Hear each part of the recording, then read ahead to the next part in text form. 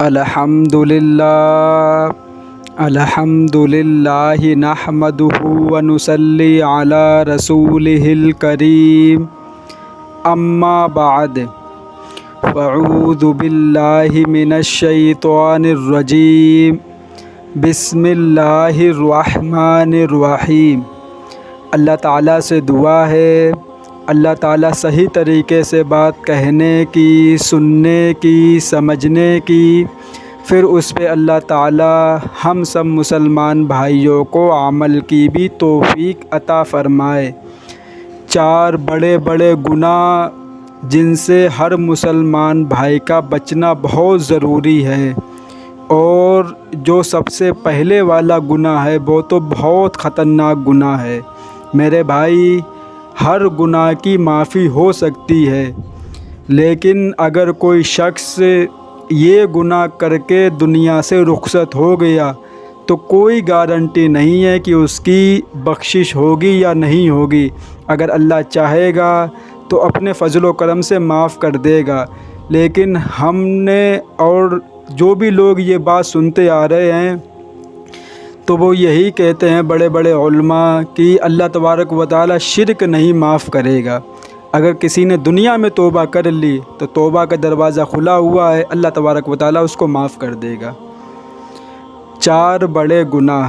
Number 1، اللہ کے ساتھ شرک کرنا۔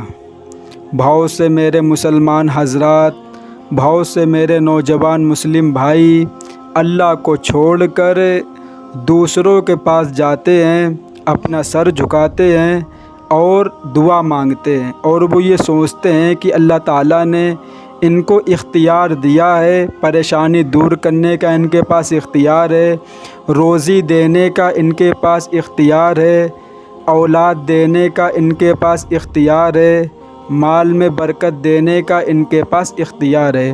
لیکن آپ سے میرا ایک سوال یہ ہے، کیا آپ نے کہیں بھی یہ سنا کہ اللہ نے کسی ولی کو اختیار دیے ہیں کہ آپ کسی کو اولاد دے سکتے ہیں، آپ کسی کو روزی دے سکتے ہیں، آپ کسی کو ٹھیک کر سکتے ہیں، آپ کسی کی بیماری دور کر سکتے ہیں؟ کہیں نہیں۔ ہاں، لیکن جو ولی دنیا میں جنہوں نے کرامتیں کی وہ صرف اور صرف اللہ تبارک و تعالیٰ کے فضل سے کی ہیں، کیونکہ میرے بھائی کی کوئی انسان اللہ کی مرضی کے بغیر کچھ بھی نہیں کر سکتا دنیا کے اندر۔ ہم لوگ وہ تو ہم بھی مانتے ہیں جتنے بھی ولی اللہ کے نیک بندے گزرے ہیں، کسی نہ کسی کچھ معجزے تھے، کسی نہ کسی کچھ کرامتیں تھیں، کسی کو زندہ کر دیا، کسی کے یہ ہو گیا، تو یہ تو ہم بھی مانتے ہیں کہ اللہ کے جب نیک بندے ہوتے ہیں تو اللہ تبارک و تعالیٰ ان کی ہاتھوں سے کچھ ایسی کرامتیں ظاہر کر دیتا ہے کہ لوگوں کو یقین ہو جائے کہ یہ اللہ کے نیک بندے ہیں۔ ہم کو بھی اللہ تبارک و تعالیٰ کی عبادت کرنی چاہیے۔ اب یہ نہیں کہ وہ دنیا سے رخصت ہو گئے، اب آپ ان سے دعا مانگ رہے، آپ ان کے سامنے سجدہ کر رہے۔ میرے بھائی، وہ اب کچھ بھی نہیں کر سکتے ہیں، وہ کچھ نہیں کر سکتے اب۔ تو میرے بھائی، یہ سب سے بڑا گناہ ہے کہ اس گناہ سے ہمیں بچنا بھی چاہیے اور اپنے مسلمان بھائیوں کو بتانا بھی چاہیے کہ شرک سب سے بدترین، سب سے بدبودار گناہ اگر کوئی دنیا میں ہے تو وہ شرک ہے۔ جب کوئی انسان چوری کرتا ہے اللہ تبارک و تعالیٰ کو بہت غصہ آتا ہے۔ جب کوئی ماں باپ کو ستاتا ہے اللہ تبارک و تعالیٰ کو بہت غصہ آتا ہے۔ جب کوئی کسی کو دھوکہ دیتا ہے اللہ تبارک و تعالیٰ کو بہت غصہ آتا ہے۔ جب کوئی نماز چھوڑتا ہے تو اللہ تبارک و تعالیٰ کو بہت غصہ آتا ہے، لیکن سب سے زیادہ نہیں آتا، سب سے زیادہ غصہ اللہ تبارک و تعالیٰ کو اس بات پہ آتا ہے کہ ہم نے بنایا، ہم نے کھلایا، اور مرنے کے بعد میرے ہی پاس آئے گا، تو ہمیں چھوڑ کر کیوں دوسروں کے پاس اپنا سر جھکا رہا ہے، کیوں دوسروں سے دعا مانگ رہا ہے؟ سب سے زیادہ غصہ اللہ تبارک و تعالیٰ کو اسی بات پر آتا ہے کہ ہمیں چھوڑ کر یہ دنیا کے سامنے مارا مارا گھوم رہا ہے۔ کیا دنیا اس کو دے دے گی؟ دنیا کو ہم نے بنایا، ہر چیز اللہ نے بنائی، تو اللہ سے مدد مانگنی چاہیے میرے بھائی۔ دوسرا گناہ، والدین کی نافرمانی کرنا۔ یہ بھی بہت بڑا گناہ ہے کہ ماں باپ کے ہمارے اوپر بہت زیادہ احسانات ہیں، کہ اتنے احسانات ہیں کہ اگر ہم اپنی کھال کی جوتی بنا کر ان کو پہنائیں پھر بھی ان کے احسانات کو نہیں بھلا سکتے۔ لیکن اب کسی نہ کسی گھر میں تھوڑی بہت اونچ نیچ ہوتی رہتی ہے، تو اللہ تبارک و تعالیٰ نے ہر کسی کا انتظام کیا ہوا ہے۔ بڑے بڑے علماء ہیں وہ یہ کہتے ہیں کہ اگر کسی شخص کی اپنے ماں باپ سے اونچی آواز میں بات ہو جائے تو اس کو چاہیے کہ اپنے والدین سے معافی مانگ لیں۔ تو اب بہت سے لوگ یہ بھی کہتے ہیں کہ ہمیں معافی مانگنے میں شرم محسوس ہوتی ہے، تو اللہ تبارک و تعالیٰ نے یہ نہیں کہا کہ اب جاؤ کوئی معافی نہیں ہے۔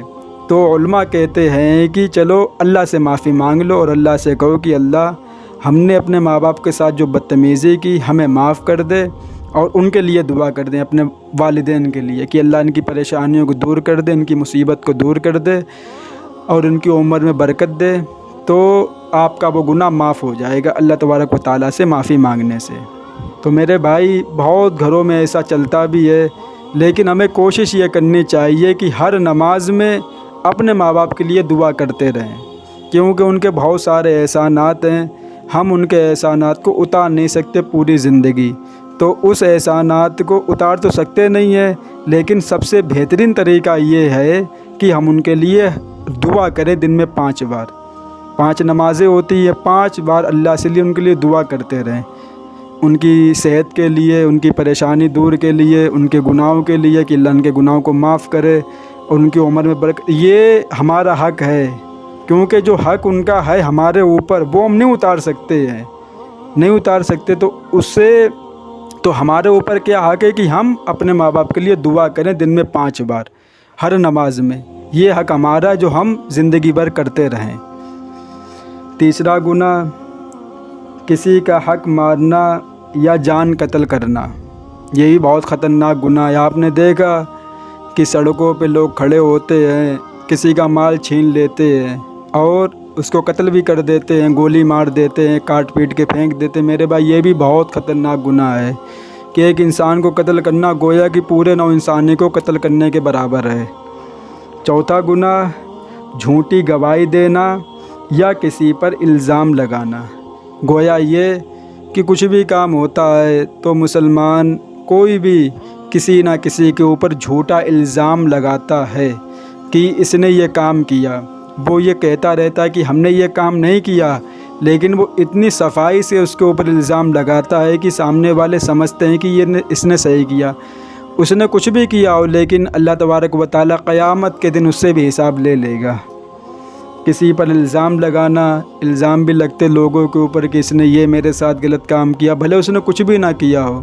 تو میرے بھائی یہ وہ 4 گناہ تھے جو میں نے آپ حضرات کے سامنے پیش کیے، اور سب سے جو خطرناک گناہ ہے وہ ہے شرک، کہ اللہ کے ساتھ کسی کو شرک کرنا۔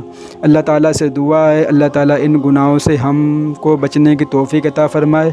وآخر الدعوانا والحمد للہ رب العالمین۔